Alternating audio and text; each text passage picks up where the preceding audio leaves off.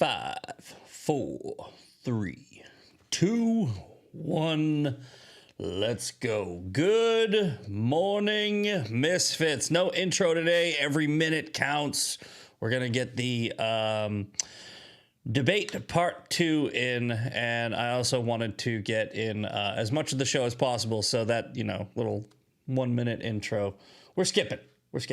All right. And without further ado, let's get to that, actually. All right. So, happy Power Plant and Bridge Day, everyone. How is everyone feeling about Power Plant and Bridge Day?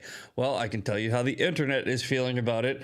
They are big mad. Big mad. So much mad. And I don't understand why. It's like, hey, man, look. I've heard this talking point about how Trump said no new wars, right? Trump is the anti-war candidate, but Trump has never been a pacifist, okay? Look, you can say that Trump has made the claim that we should have no new wars, right? That's just not how reality works. You can't just say no new wars, and then if there's a threat, you say, well, I said no new wars, so I guess we're just going to sit here and take it. You know what he also said? Peace through strength. Trump said many times, peace through strength. What do you think the strength part was? Okay. You can't look at this through the lens of no new wars as well, because this isn't a new war, okay? This is not a new war. This is a war that's been going on for 47 years. Iran declared war on us in the 70s. They have never rescinded that war. They have killed thousands of Americans. It's just not the way it's a talking point, okay? It's a talking point, and you know what else is really just getting me upset? There might be some language in here, but I just posted, we need the anti-war, anti-Zionist, anti-Trump, right? They're softer than baby poop. All right. Watching the people virtue signal while they bitch and moan about everything shows that we really need to toughen up this party. We should mock and shame them into obscurity. I've been saying this for a while. Call them snowflakes like we did with the left, and keep your head in the game. Ignore the noise, because they really are. They are virtue signaling. They don't care. It's politics. It's talking points. It's a psyop. It's basically just this groupthink mentality that has sort of spread to the right. It's not really the right, which is one of the things we were talking about yesterday in the debate. We're going to get to the debate part 2 with Enrique today. But he was talking about how, the internet isn't real life. And he's right. I've said this, right? But the internet does eventually affect real life. Saying that it's not real life now is an accurate statement, meaning if you look online and you see the sentiment on X, right, you'd think that, oh my God, we have a huge problem in MAGA, right? And then if you go outside, if you go out into the real world, that's not there, okay? Because I don't know if you know this, there's not that many people online. All right, I did the math on this months ago, maybe a year ago, I don't know. And it's like X, you can look this up. I think X is only like 20-something% of the population, of the US population, right? And out of that 20%, out of the 20%, how much do you think is fake, right? How much do you think is bots? How much do you think is sock accounts, people with multiple accounts? Because they're only going off of that data based on, what accounts they have. If you were able to create a platform where it's one account per person and you have to give your ID, and I'm not saying you should, I'm just saying hypothetically, I think the number would be a lot lower. Now, even if that number is true, even if it's like 20-something%, right? How many of them are chronically online? How many of them are spending all day online? right? Now, take that number and even make it smaller, because how many people that are online in the political algorithm, in the political space, right? Not that many. It really is not real life. However, just like I said in the debate yesterday, you can have tyranny of the minority. You can have a very small percentage of the population create a very big problem. We saw this with BLM, the trans movement, you know, the woke left. The woke left is a small problem too. I think the fringe on either side is under 10% of the party. It's always under 10% of the party, because normal people, human behavior, we're not fringy people. We're not radicals, right? But Trump is getting people really upset, because what he does is he will either troll the fringe, he will poke the bear, and he moves the Overton window. All right. So what everyone's upset about this morning is Trump came out and said, oh, wait, hold on. Sorry. Where is it? There we go. This is like one of those things where even I'm like, dude, right? And I've made this criticism. Look, it's baked into the cake. You got to take it when you take it, right? But here's a tweet from Donald Trump this morning for Power Plant and Bridge Day. A whole civilization will die tonight, never to be brought back again. Now, look, I'm not making excuses for him. I'm going to contextualize this because I speak Trump, okay? He means the Iranian regime, not the Iranian people. He should not have used the word civilization. He should have used the word regime. A whole regime will die tonight, never to be brought back again. I don't want that to happen, but it probably will. However, now that we have complete and total regime change, where a different, smarter, and less radicalized minds prevail, maybe something revolutionarily wonderful. He used this word on purpose, okay? He wants the Iranian people to revolt.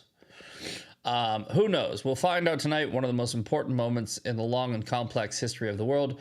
47 years of extortion. This is how you know he's talking about the regime, not the Iranian people. The Iranian people have not extorted America. The Iranian people have not killed Americans. The Iranian people have not been the problem. Corruption and death will finally end. God bless the great people of Iran, right? So even though people are going to hyperfixate on this word, this is who Trump cares about, right? If you guys haven't seen the interview I did with Morticia Adams from Iran, fled to Canada, she's a radical, saying she's a radical feminist who used to hate Trump until he started this, right? The people of Iran want this. The civilization, quote, that he's talking about, it's the terrorists, it's the IRGC, it's the radical Islamic regime. Trump is not bluffing. He is going to bomb the ever-living out of them. And good. That's what we need. So, happy Power Plant and Bridge Day is definitely going to go off without a hitch. And, you know, because the radical Islamic terrorists are a death cult, they don't care. So I would suspect you're going to see a lot of boom booms today. And I hope that the people rise up and do something to make sure that America is aware that we do have ground forces, right? I don't want American boots on the ground. No, never did. But ground forces being the Persians on the ground, yeah. If they do that, Trump will stop bombing them. So that's the message that he's sending to the people of Iran. Just in case anyone doesn't know how to read Trump. Anyway, so we got the Misfit Tario debate part 2. And I wanted to get to, the U.S. is bombing dozens of Iranian military targets Don't take his words literally. Watch his actions on Targ Island, including bunkers, radio stations, ammunition. And I also wanted to, you know what? We'll touch base on this tomorrow. This is gonna be Woke Wednesday. Woke Wednesday. Tucker is very upset that Trump mocked Islam. Right? Okay. We'll get to that tomorrow though, because like I said, we have a busy show. But check this out. Like this is the main page. I guarantee you, right? We're just gonna scroll, and everyone will be losing their mind over it, right? We're planning a family vacation to Iran in 2 years. If we could keep safe, anything historical. I think that's a positive post.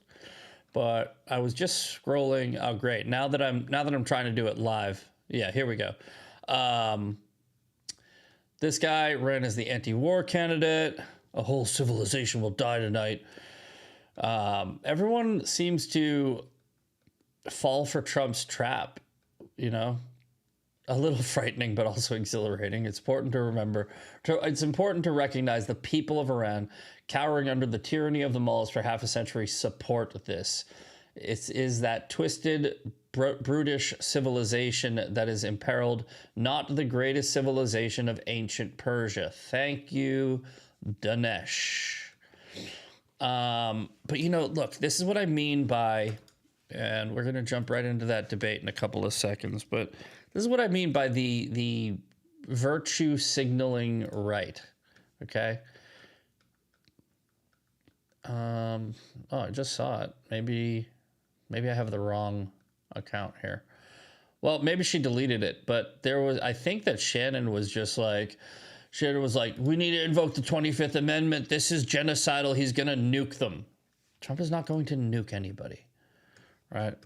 He's not going to nuke Iran. Trust me. All right, let's move on. Good morning, everybody. Yes, I am tired because I accidentally slept on the couch. I saw somebody say that. Do I look tired? Yes, I am tired because I accidentally slept on the couch. And I do that sometimes. I installed a new entertainment center. I like, the Amazon one where you put it all together like IKEA furniture. And I woke up this morning and I was like, oh shit, my back hurts. Anyway, let's get to, I saw some people saying that they loved the debate yesterday. So we're going to get to the debate part 2 with Enrique Tarrio. I think what we'll do is we'll do Woke Wednesday tomorrow. We'll do maybe 2A Thursday, and then we'll put the final debate, the final leg of the debate, either Thursday or Friday. But I definitely want to get to a full daily breakdown. I don't want to, make the whole week about that debate, but it was a good debate, a good conversation that I think everyone should want to hear. So without further ado, we're going to pick it up where we left off, right around the 45-minute mark, and enjoy the Misfit Tarrio debate part 2. I'll jump in the last 5 minutes, and I will, do a little closing, and I will be in the chat with you watching. So if you have any questions, any concerns, or any, points that you want me to address while I'm in there, go ahead, and here we go.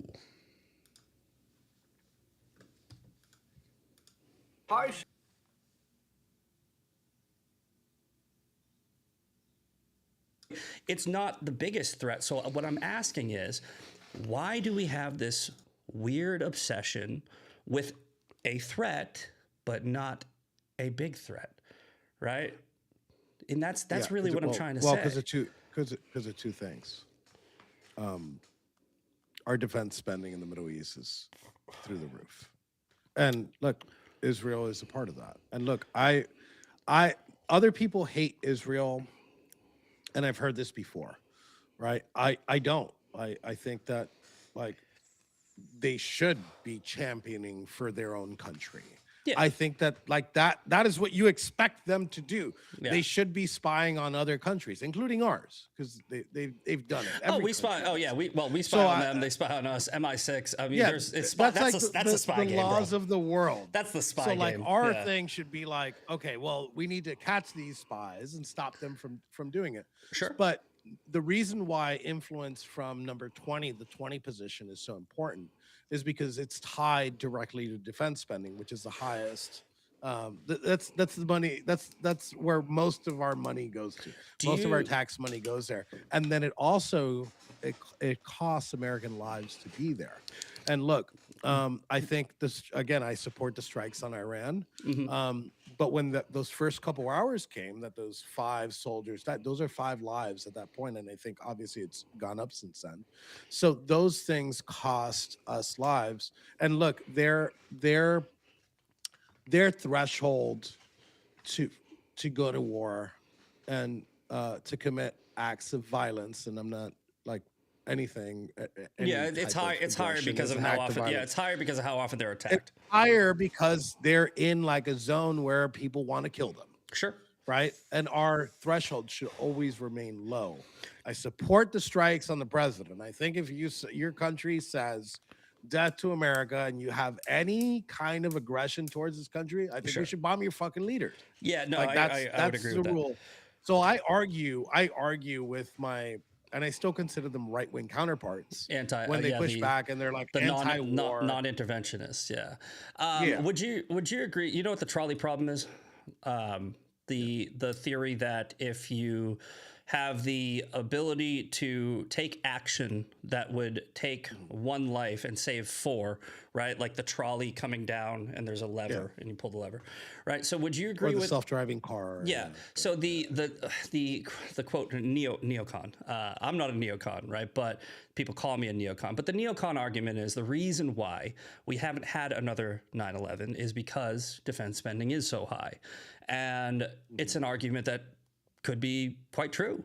Right? It could be that the reason why we haven't been attacked at that level is because we spend so much money and we have a strategic ally like Israel in a geographically advantageous position, right? Like right there in the Middle East, we have this beautiful, wonderful partner that loves us, and maybe they don't love us, who cares? But maybe we have something on them, they have something on us. Maybe it's Jeffrey Epstein, I don't know. But either way, we have the relationship, which is advantageous for America. So the relationship, the argument would be that being allies with Israel is an America first position because without them, we don't have that intelligence that prevents us from being attacked. Yeah, but you're looking, and look, I don't disagree with you entirely, but I think you're zoomed in on the map too, right? I think if you zoom out, I think if you zoom out a little bit and you take a look at all the conflicts and why we have those conflicts with those terrorists, because your argument is, well, we haven't had a terrorist attack at the level of 9/11 because also we're trained to use 9/11 as a measuring stick. Mm. Uh, well, we kind of caused 9/11. I put the blame not on Israel. I put the blame on the American government. Who funded the Mujahideen just to flex on the Russians. For trying to build a port. That's what they want. The Russians really wanted to go through Afghanistan because they needed a port in the south because all their ports in the north are all fucking frozen most of the time. That's why we always talk about Russian subs. Sure. But regardless of the fact, we funded this. We created ISIS also. So those attacks from Osama bin Laden, Mujahideen, to ISIS, like those attacks come from American failures in the Middle East. I would and agree I'd with beg you. and I'd push back and I'd say, well, we wouldn't have had 9/11 had it not been for our funding, our CIA funding of the Mujahideen that created Osama bin Laden's of the world. Well, see, that's Right? where But why were we there to begin with, too? What pushed us to go in there? There's a question because our threshold is low, but did Israel help push that threshold over the top? And that is extremely possible. Sure. So again, it's not. I don't hold an anti-Jew or anti-Israel position. Mhm. I believe they're taking the fucking. They're bringing Big Brother to the yard. Yeah, and they're being doing what any "You other fuck country would with do. me, you fuck with them." So I So agree. we always need to be careful with that ally. I don't like calling any other country ally. I like calling them partners. Yeah, I actually Right? say the same thing. I'd say they're more of a strategic partner. Like people use the example of Qatar, right? I was debating Owen Schroyer, and he's like, Qatar's our greatest ally, and I'm like, Qatar, and he's like, yeah, he's like the biggest military. Japan is. He's like, I would agree with you, and he says we have a military base there. I'm like, we have a military base in Cuba, you fucking moron. It's like that doesn't mean they're an ally, but I will say that while I do agree with you that the foreign influence from I Qatar would is say that I horrible, would say too. that the policy of trying to nation build and trying to civilize Islamic culture and getting involved when we shouldn't have definitely played a role in exacerbating the hatred from Islamic nations towards America. I'll give you that. So, but when you say that we wouldn't have had 9/11 without America's intervention, I would disagree with you because I think that we would have had something regardless. And we can trace this all the way back to the founding of America with the Barbary Look, we have Wars. something in Africa. We have operations in Africa all the time. You gotta Like, think it would have been something like that. Well, you think about it like this, right? You have the imperialist Japan aligning with the the ultranationalist Nazi regime, right? Even though they were calling themselves socialists, right? You have essentially an ideology, right, that says we have this ideology and you don't align with our ideology. And because we are an expansionist, authoritarian type of partnership or allyship on their part, right? They will eventually attack America because we are not, right? America is founded on the principles of all men are created equal and freedom, et cetera. So you will eventually get that attack. With radical Islam, with the Sunni model of, you know, the 12th Imam, it's a convert or kill death cult. They will eventually. It's part of their culture. It's part of their culture. Conquest is part of their listen, culture. they don't say death to America because we tried nation building 50 years ago, okay? You have the Barbary Wars, which started in 1790 something, about 15 years after the founding, like 1801 or something like that. 15 years after the founding of America. We're trying to, you know, take trade routes, and the Islamic pirates start killing Americans, and Thomas Jefferson and George Washington, they start talking to the leaders of the Islamic Ottoman Empire, and they go, hey, why are you kidnapping, enslaving, and killing Americans? We haven't done anything to you. And their response was, well, because the Quran tells us we can, right? So it's the ideology that hates America. It's not something that we did. However, I will agree with you that we definitely have fumbled with foreign policy as far as trying to civilize a culture that can't be. The only way to live with these people is separately. We need segregation. We need you. If you want your Islamic culture, you have to have it over there, and it's not going to be a Christian nation. And you can't come over here. Well, they don't. That's what I'm saying, because it's in the ideology of Islam is incompatible with the West, right? It's incompatible with Western civilization. So that's what I'm saying. The only way to do it is segregation. You can't civilize them, just like they can't barbarize you. Right. So that's the only way. The multiculturalism and this whole melting pot, it's not a melting pot if shit's not melting. Right. They're trying to bring their own culture here. They're not trying to blend into our culture.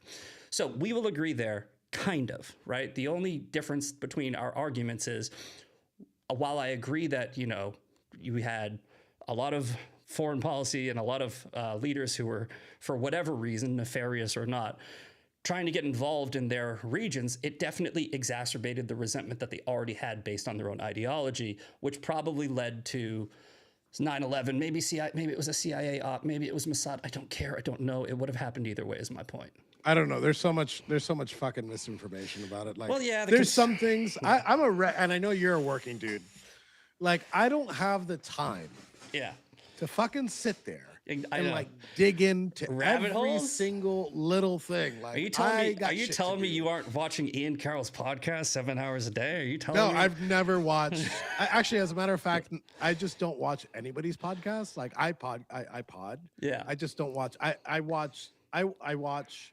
I'll listen to Joe Rogan when he doesn't have somebody political on. Yeah. I'll listen to Tucker when he has like somebody interesting on. Like, I really didn't want to see the Joe Kent interview. I used to be such a big fan of Tucker, and it's sad what I'm seeing because, well, and I don't know if you've noticed this, but the podcast circuit on that side has become a circle jerk. They're bringing the same 5 people on. It's like Marjorie Taylor Greene is on this week. Dave Smith's on this week. The Hodge twins are on this week. Candace Owens. It's Ian Carroll. It's literally the same 10 people because their ideas have just become so fringe that they don't want them challenged by other people that they could bring on, so they're not doing it, and that's where I'm talking about with where we line up on whether or not we should align with these people, because I don't think that you are categorized as them, let's say, right? But I think that what your position, they hate me the farthest fringes of that, and I don't like saying far right. The farthest fringes of that hate me, and then I'm not anti-Semitic enough for them. yeah, But I'm really not including Tucker in that. But regardless of, I just want to clear that. And then on the other side, I'm like ultra anti-Semitic. So I'm like perfect.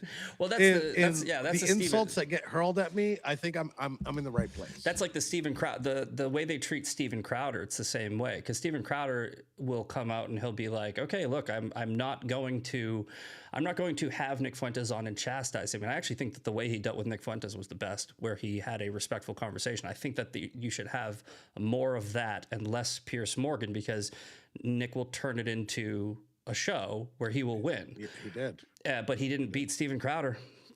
Steven Crowder, he actually. I can't say I watched that one. He did get Piers Morgan, and he got respectfully and subtly bodied by Steven Crowder, right? It was so subtle that people didn't even know it happened. But Steven Crowder was like, well, you say that you're a big fan of Stalin. Can you name how Stalin's policies could be put into effect without killing a bunch of people? And Nick was like, well, now it's like, oh, yeah, there you go, dude. It's like, you can't say you're a fan of stuff. Anyway, let's not dive off on that path. My point is, right, this debate between you and me, it sparked because we had a conversation in our, a quick back and forth, respectful. And you were like, you said something along the lines of like, that we haven't arrested Comey or this and that, but now we're investigating Tucker Carlson. And my reply to you was, okay, look, man, let's say hypothetically that Tucker really is under investigation for communicating with a radical Islamic terrorist jihadist fucking organization. And he's being investigated and they do arrest him. And let's say that Joe Kent leaked him information. Don't you think we should investigate that? Now you can make the argument that we should have, and we're trying, it's a slow process, the justice system, but we're just re-indicted Comey, or we're reinvestigating Comey. We got Letitia James, we got and you can make the same argument as you make with deportations. Not fast enough, not big enough, not good enough, right? But it's only been a little over a year. But your argument was, and I appreciate that you said, yes, if I'm wrong, I'll eat crow, but.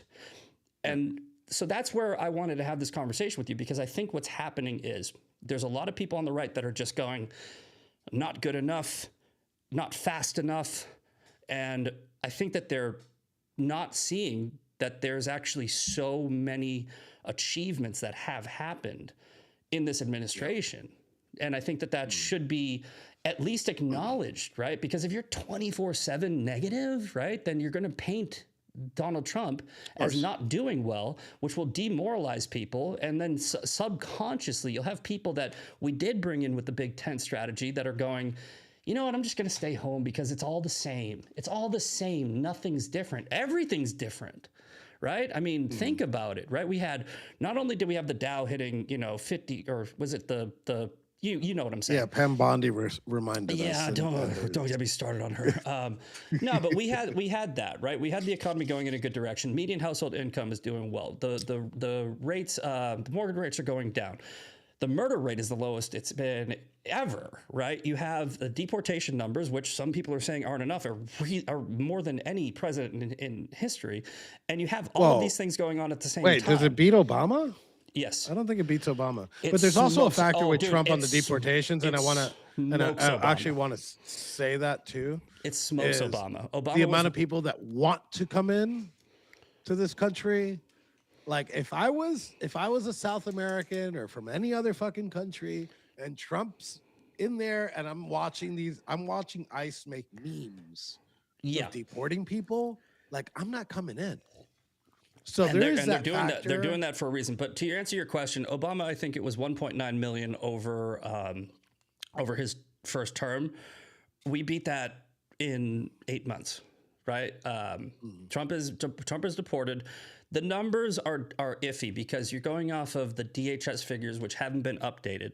But if you base it off of estimates that, let's say you go down and you use forward calculations, then somewhere in the area of 3.1 to 3.5 million, and that's in, I think, 17 months. Right. So if you do the math, right, if like, I know that this isn't how it works, but let's just do the math and let's go 2.5, right? 2.5 times 4. Yeah. You have 10, Okay, so you have the 10 Obama million. administration deported 3 to 3.1 million removals over 8 years. Over 8 years, exactly. Yeah.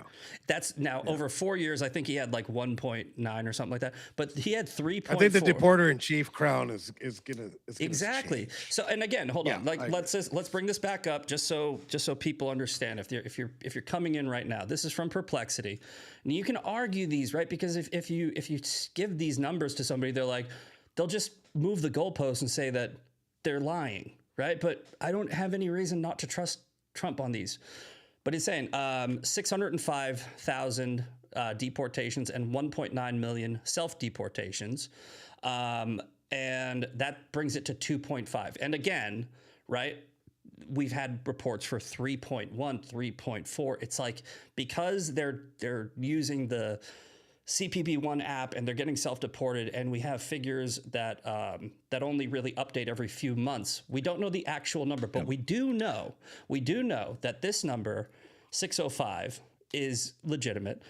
And we have estimates that we're seeing. Look, what Trump has done is he took the app that Biden used to flood this country full of illegals, the CPP-1 app. And he's using it to deport. He literally put it. He reversed it, and he said, "Hey, if you leave the country, I'm going to give you $2,600 and a free plane ticket."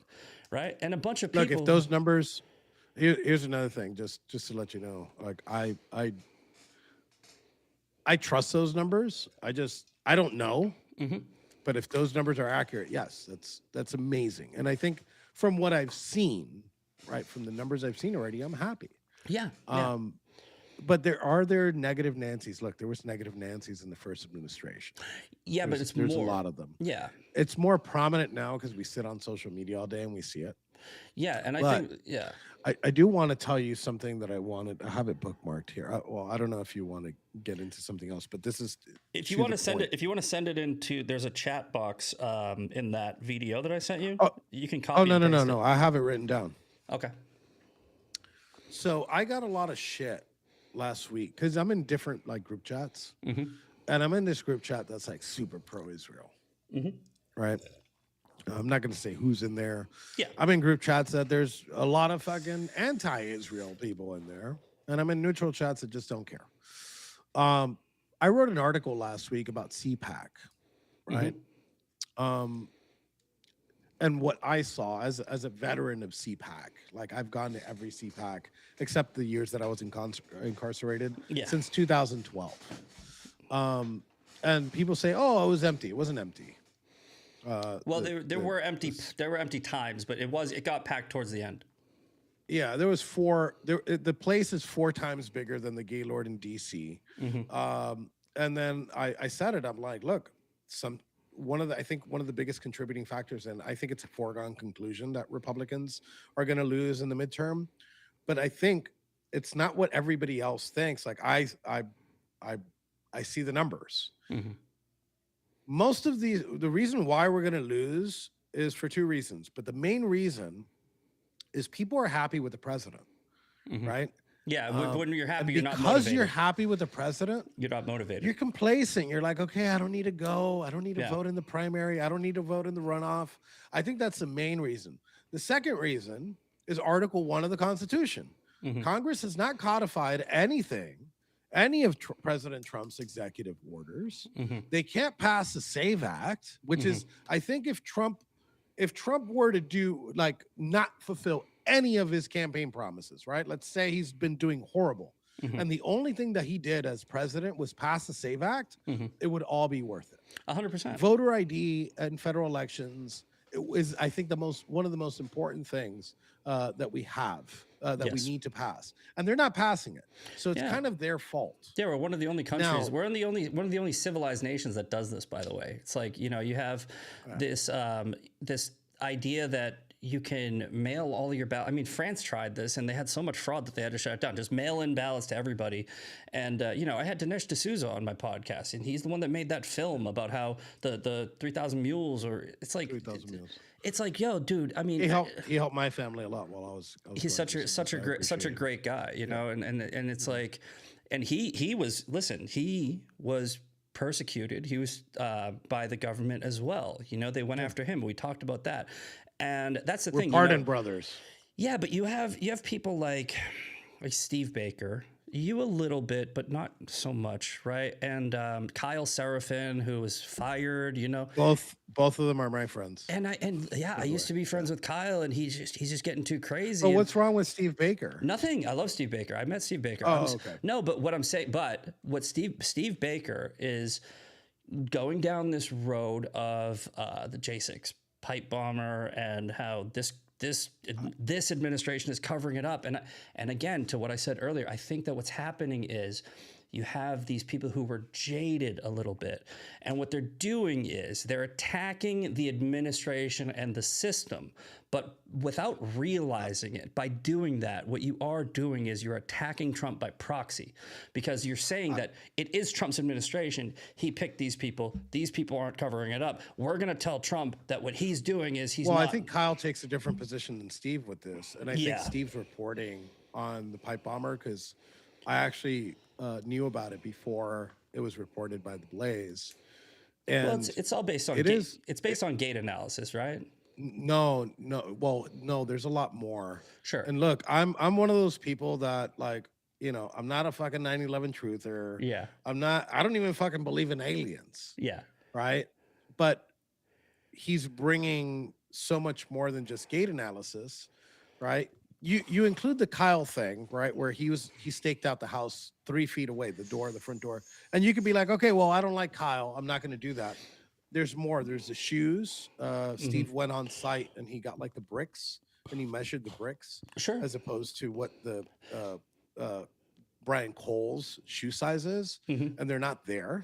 Well, There's so many portions, and then I don't know if you saw this. Brian Cole's defense attorney said that, you know, this Capitol police officer, I'm not going to mention her name,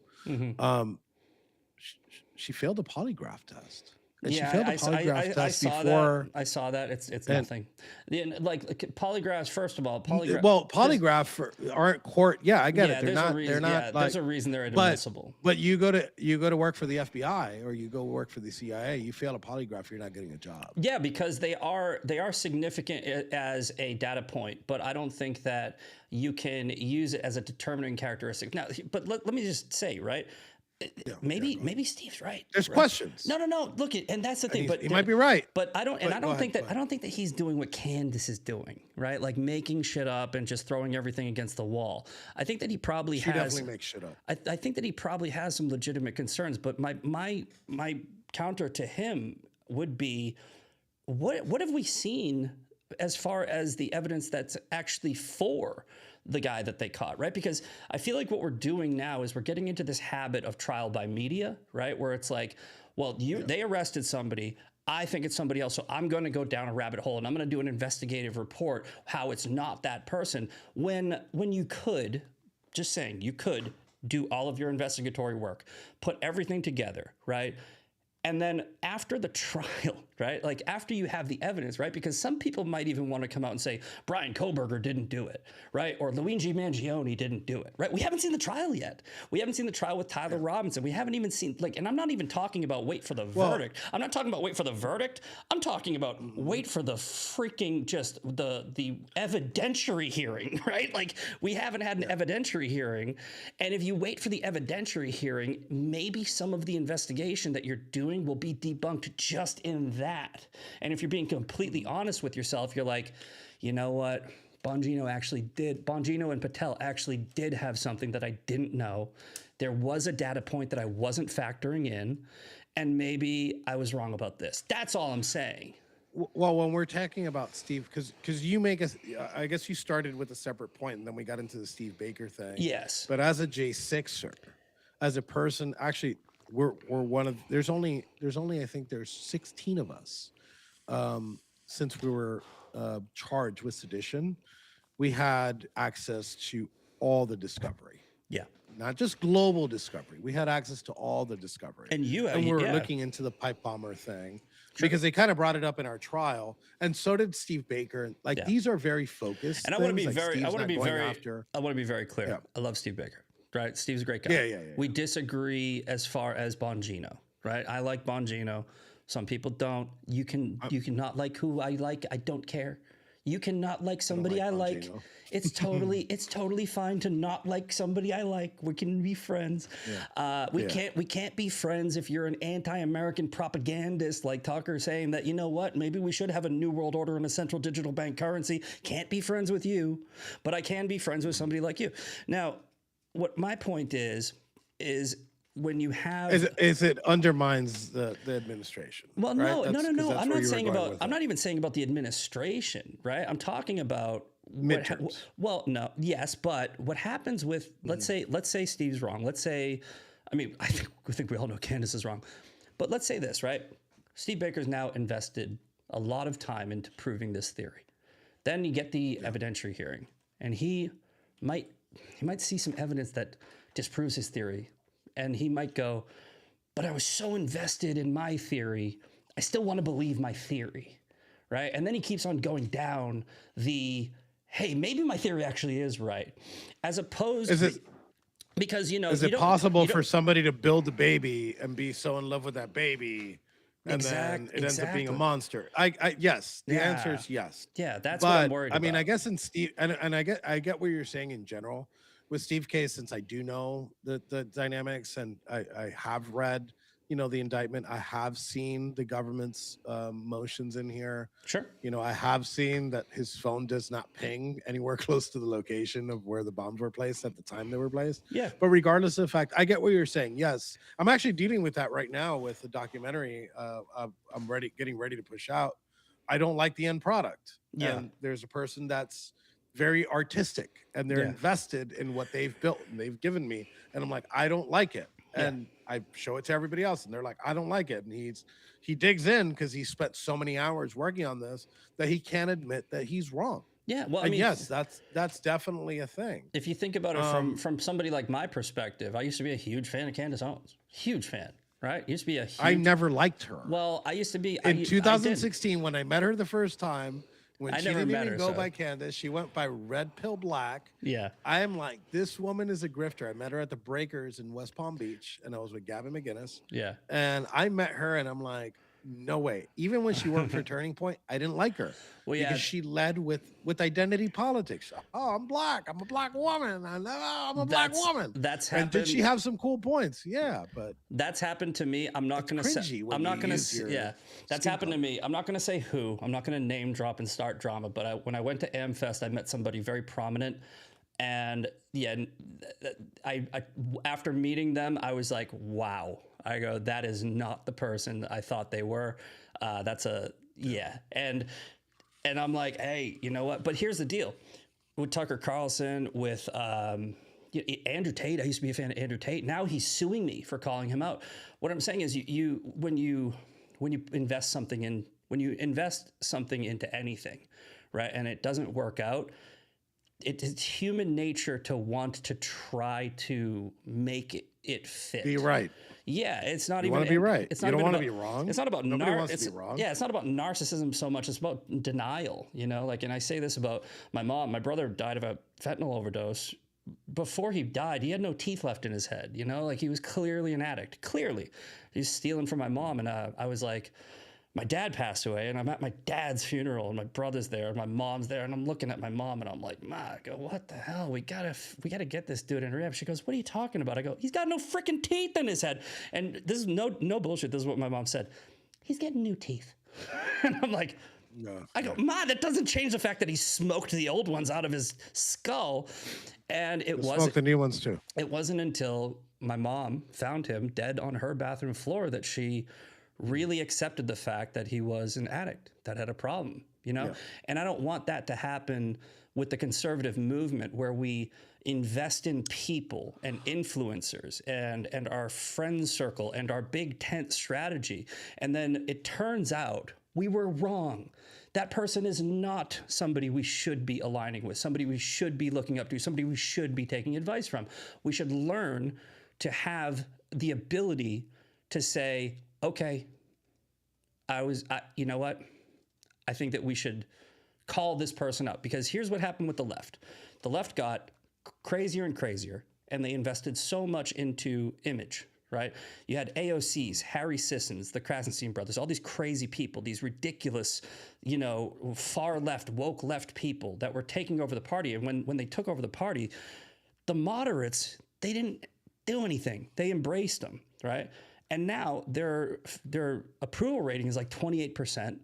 They have no strategy. They have nothing to run on except anti-Trump. So what they're trying to do is now, I think they're trying to infiltrate the right. They're trying to make the right worse, as opposed to making their party better. So I just don't want to embrace that same ideology of you know, opening the tent up, but then, you know, filling it with shit. So that's really where I'm at. I want to make 2 points here. One quick. Elections are elections, and elections are about one thing and one thing only. It's not about ideology. It's not about who's right or wrong. It's about voters. Yeah. Who could turn out the most voters? Yeah. Who could inspire their base, and who can change minds? It's not, everything else doesn't fucking matter. Yeah. Whether they lied to you, whether the politician lied to you, it's about numbers, right? Trump, I was in prison, but I followed as much as I could. I also went through, you know, a lot of general elections, including the election of Obama. The coalition that I saw built in 2016, I thought was like the most amazing coalition I've ever seen in my life. Yeah. Like the most ragtag people that the gaming community came in Yeah. and became like Trump's digital army. Yeah. All of a sudden. Yeah. That's where it came from. Yes. That's where all of that came from. And it was edginess, and it was skirting the line. But the 2024 coalition was so much broader. People that have, and it was because people had single issues that the president resonated with. Yes. Whether it was, you know, the moms that went through COVID and their kids, and then they went to the school board where Yes. Moms for Liberty was born, right? Whether it was the podcast bros Yes. that have a massive amount of influence outside of politics, like Joe Rogan. People like Dave Smith came in, right? Dave Smith came in. He was a fucking comedian, Yeah. but he was a single issue comedian. So I'm not mad. I'm not mad at Dave Smith, because he's like, this is what I voted for. Although I feel like, well, I'm 100% sure Trump never said that he's like completely an isolationist. That's the I funny just thing. feel like Yeah, the that's what he funny- thought that he Well, heard. So here's like, look at Andrew Schultz, Joe Rogan, Dave Smith, the people that we brought in the tent that weren't Trumpers, right? They made themselves believe that they were voting for him because he was going to do what they wanted. When in reality, and they lied to themselves, right? They heard what they wanted to hear. They lied to themselves. In reality, they voted for him because Joe Biden was a senile, decrepit skeleton and Kamala Harris was a drunk, cackling hyena, right? They voted for Trump because the Democrat Party was so bad. And they told themselves, it's Trump's anti-war. Trump's anti-this. Trump's RFK Jr., Maha. And by the way, he's actually followed through with that.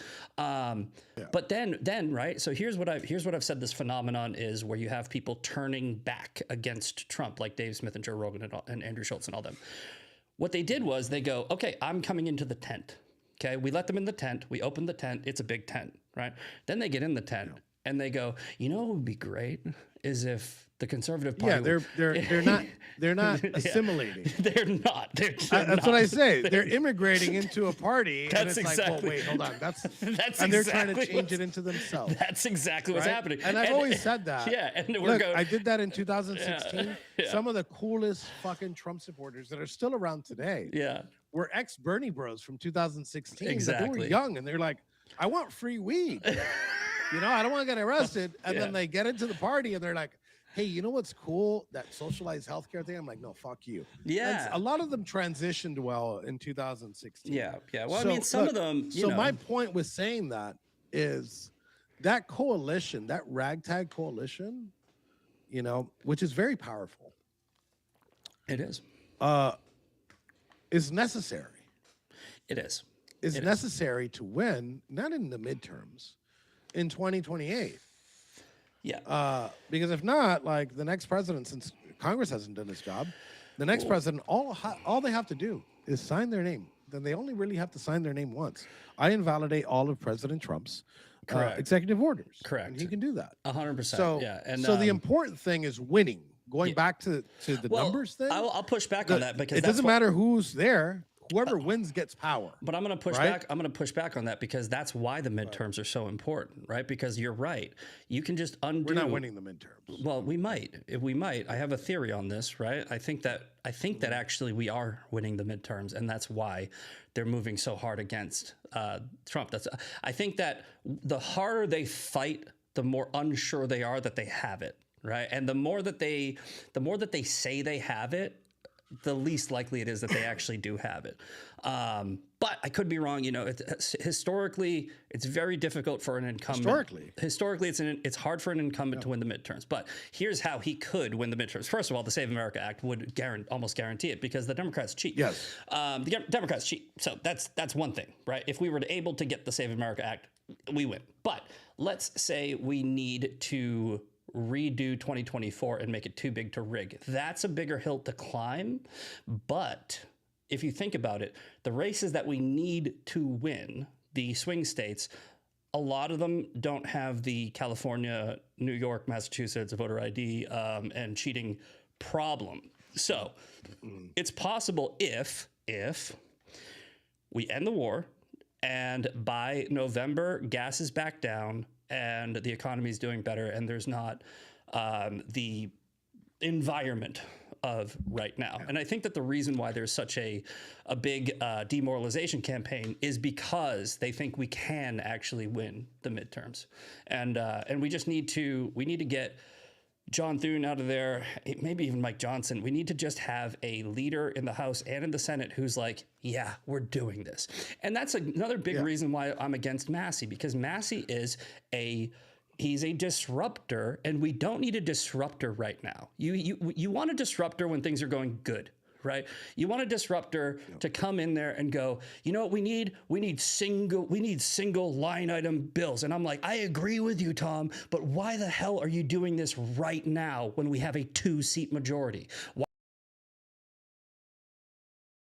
Alrighty, guys, we got 5 minutes left, so we're gonna pause it there. I think that, you know, we got the part 1 and part 2 out there. There's a whole hour left, so if you want to watch the rest of the debate, I think that maybe we'll skip the rest of the debate on LFA because I do want to get back to the daily breakdown.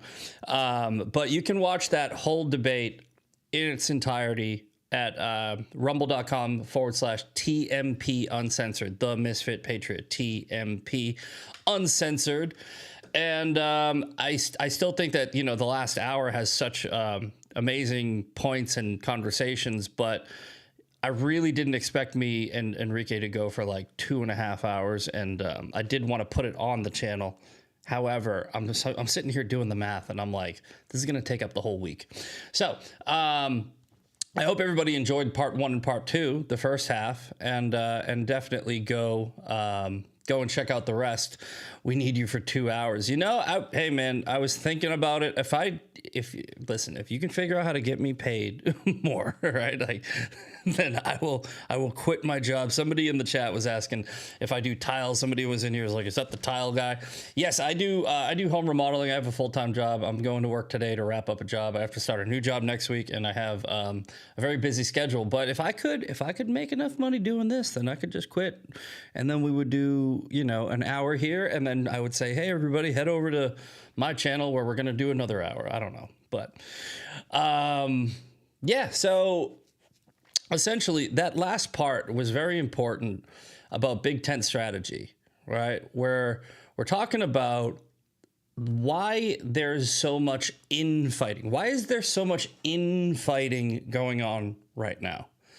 Well, we opened up the tent to a bunch of people that weren't really MAGA, and they came in and they were like, we're going to change MAGA. And then MAGA was like, nah, dude, we wanted your votes.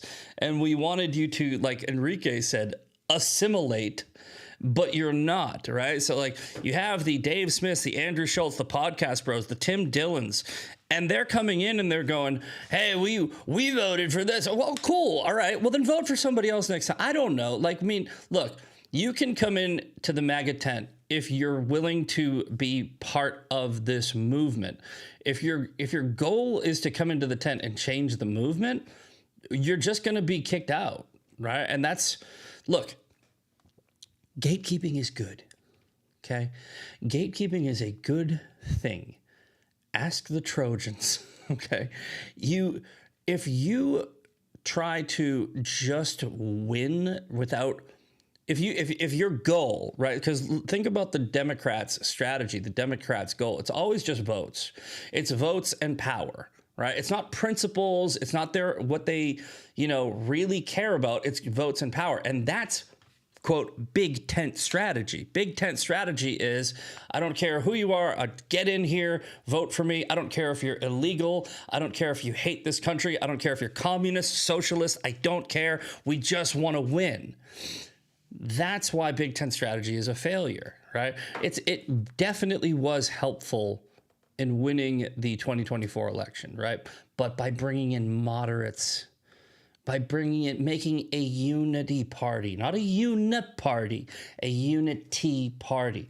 We care about Maha. We're going to bring in the RFKs. We care about, you know, the middle class, right? Let's bring in the moderates with the middle class, you know.